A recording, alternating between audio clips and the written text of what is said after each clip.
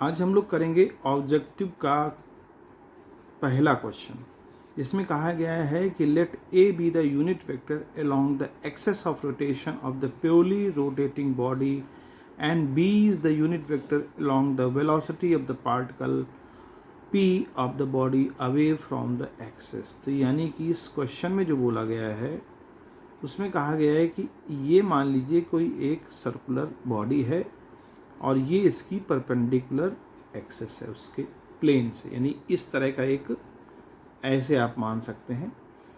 तो इस एक्सेस के अलॉन्ग एक वेक्टर यूनिट दिया हुआ है ए, और इसके रोटेट, जहाँ ये रोटेट कर रहा है, मान लीजिए कोई एक पार्टिकल ले लें पी, और ये पी पार्टिकल रोटेट करेगा यूं इस तरह से, तो इसका यूनिट वेक्टर ले लिया जाए बी।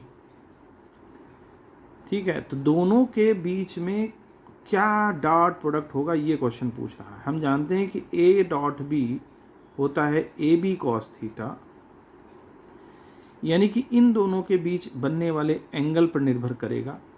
तो अगर कोई बॉडी रोटेट कर रही है किसी एक्सेस के अबाउट, यानी जैसे मान लीजिए ये एक सर्कुलर बॉडी मैंने ले ली और ये इसकी एक्सेस है ए, और यहाँ एक पार्टिकल है, तो ये एक्सेस हो गई ऊपर की तरफ, यानी डायरेक्शन इसका ऊपर की तरफ हो गया एक्सेस का, और ये पार्टिकल का डायरेक्शन इधर हो गया। दोनों के बीच में क्या एंगल बनेगा, 90 डिग्री एंगल बनेगा।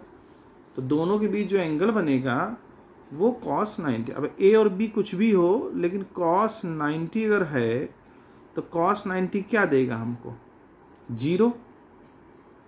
ठीक है, तो cos 90 जब हमको 0 देगा तो ये पूरी जो डॉट प्रोडक्ट है वो 0 हो जाएगी। इसका मतलब हमारा जो बी सी आंसर है वो सी आंसर हमारा करेक्ट होगा 0। तो इस तरह से इस क्वेश्चन को करेंगे।